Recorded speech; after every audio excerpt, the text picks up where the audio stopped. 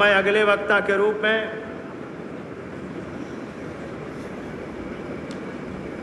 हमारे विधायक, पूर्व मंत्री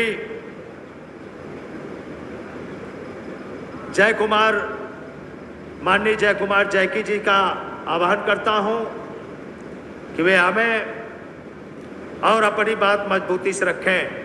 अब बड़ी देर एक बार भारत माता की, भारत माता की, डॉक्टर पटेल अमर रहे, डॉक्टर पटेल अमर रहे।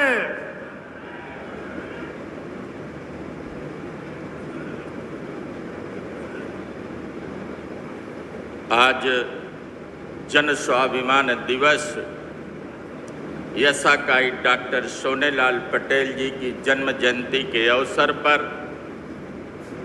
हम करोड़ों करोड़ों कार्यकर्ता, अपना दल यश के परिवार के लोग उनके जन्मदिन को जन स्वाभिमान दिवस के रूप में मनाते हैं।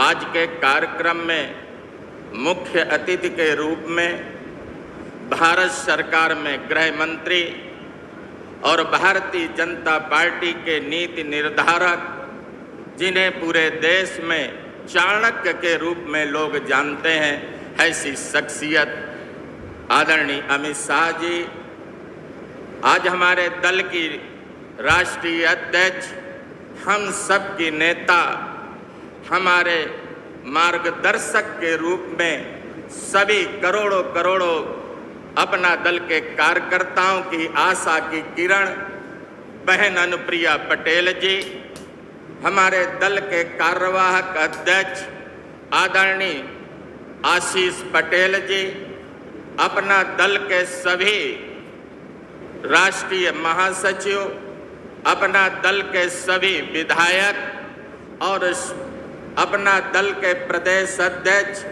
आदरणीय पाल साहब, राजकुमार पाल जी सहित उत्तर प्रदेश नहीं देश के सभी अपना दल के कार्यकर्ता बंधुओं, सभी राष्ट्रीय पदाधिकारी, प्रदेश पदाधिकारी, जिलों से आए हुए जिला अध्यक्ष और जिले की पूरी यूनिट, सभी प्रकोष्ठों के अध्यक्ष, सभी लोग आज हम 2 जुलाई को स्वाभिमान दिवस के रूप में मनाते हैं।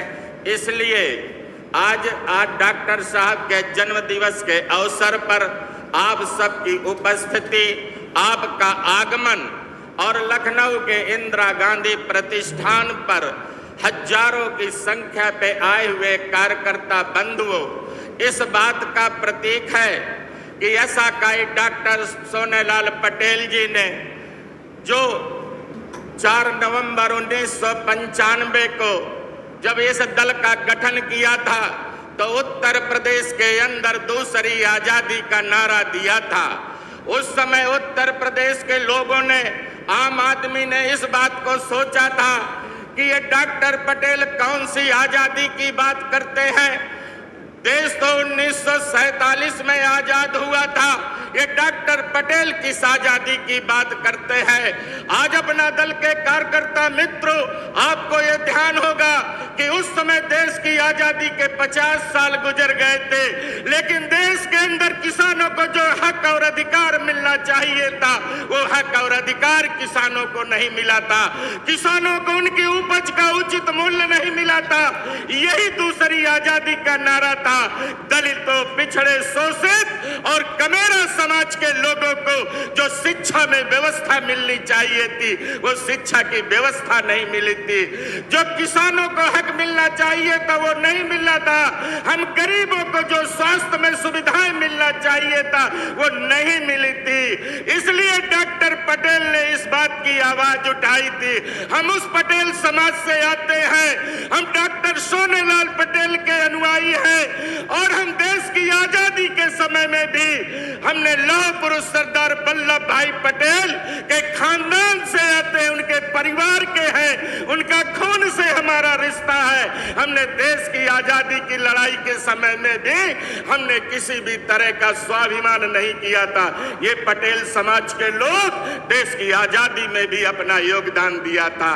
इस देश के जब देश के प्रधानमंत्री बनने की बारी आई थी तो भी केवल देश के एक ही लोगों ने केवल मदद नहीं किया था, पूरे मुल्क पूरे देश में सरदार पटेल को लोग चाहते थे कि प्रधानमंत्री बने, केवल गांधी जी की इच्छा नहीं थी। इस कारण ये पटेल समाज देश की आजादी के समय में भी वे प्रधानमंत्री की कुर्सी छोड़ी थी और कहा था कि गांधी जी अगर आपकी इच्छा नहीं है राष्ट्रपिता जी तो हम देश की कुर्सी भी छोड़ करके प्रधानमंत्री के रूप में छोड़ करके गृह मंत्री के रूप में काम किया था।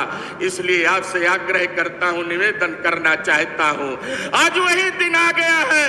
आज हम लोग 75 साल आजादी के हो गए हैं। इसे 75 सालों के बाद आज पटेल समाज को फिर नेतृत्व के लिए खड़ा होना पड़ेगा। आज डॉक्टर सोनेलाल पटेल की जन्म जयंती पर हमें उसकी कसम है जिसे हम मानते हो, हमें उसकी कसम है जिसे हम अपना आराध्य मानते हो। आज इस जन्म जयंती के अवसर पर आज हमें शपथ लेके जाना होगा कि बहन अनुप्रिया पटेल जी ने जो डॉक्टर सोनेलाल पटेल ने नीला और केसरिया झंडा हमें पहनाया पकड़ाया था, उसे लोगों ने सोचा था कि ये नीला केसरिया झंडा अब ऐसा काई डॉक्टर सोनेलाल पटेल के ना रहने के बाद कौन लेगा। करोड़ों करोड़ों कार्यकर्ताओं के मन में भाव था कि डॉक्टर सोनेलाल पटेल आज दुनिया में जब नहीं रहेंगे तो कौन करेगा।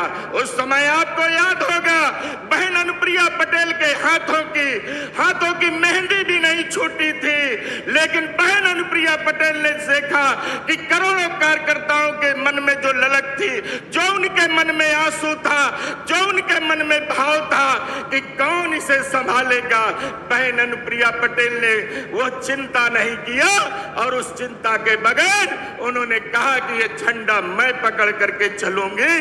किसी भी करोड़ों करोड़ों कार्यकर्ताओं के मन की भावना को उन्हें रखा।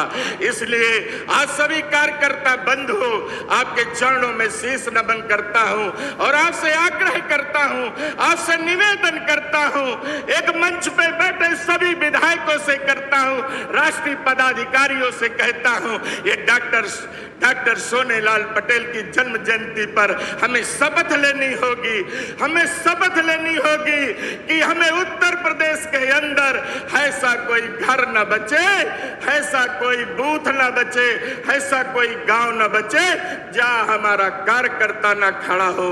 जिस दिन आपके गांव गांव कार्यकर्ता खड़ा होगा, नीला केसरिया लेके खड़ा होगा, उस दिन बहन अनुप्रिया पटेल के मन में जो आपके मन में है, जो ऐसा काई डॉक्टर सोनेलाल पटेल के मन में था कि हमें किसानों को, कमेरों को, दलितों को, पिछड़ों को, गरीब अगड़ों को, उनके हितों के लिए हम संघर्ष करेंगे, उनके लिए कुर्बानी करेंगे, जिसके लिए अपना दल का गठन हुआ था। यही कहते हुए आप सबसे आग्रह करता हूं, निवेदन करता हूं, आज यहां जाने के बाद पूरे उत्तर प्रदेश के अंदर अपना दल का झंडा हर घर में लगे। यही आशा, यही भरोसा, यही विश्वास, यही आह्वान आज डॉक्टर सोनेलाल पटेल के लिए श्रद्धांजलि होगी। उनके लिए सच्ची श्रद्धांजलि यही है, आप अगर यहाँ आ गए हैं, आपकी उपस्थिति है, उनकी आत्मा जहां से भी देख रही होगी कि आज लखनऊ के अंदर जो मैंने बीज बोया था, आज पूरा लखनऊ नीला और केसरिया रंग से रंगा है। आज उनकी आत्मा को शांति मिल रही होगी कि मेरे अनुयायी मेरे न रहने पर भी मेरी विचारधारा पर काम कर रहे हैं, शोषित, पिछड़ित और गरीबों के लिए हित पर काम कर रहे हैं। यही कहते हुए पुनः सभी कार्यकर्ता बंधुओं के चरणों में शीश नमन करते हुए आप सबसे विदा लेता हूं। आप सबका बहुत बहुत अभिनंदन, बहुत बहुत वंदन। जय अपना दल। नमो बुद्धाय।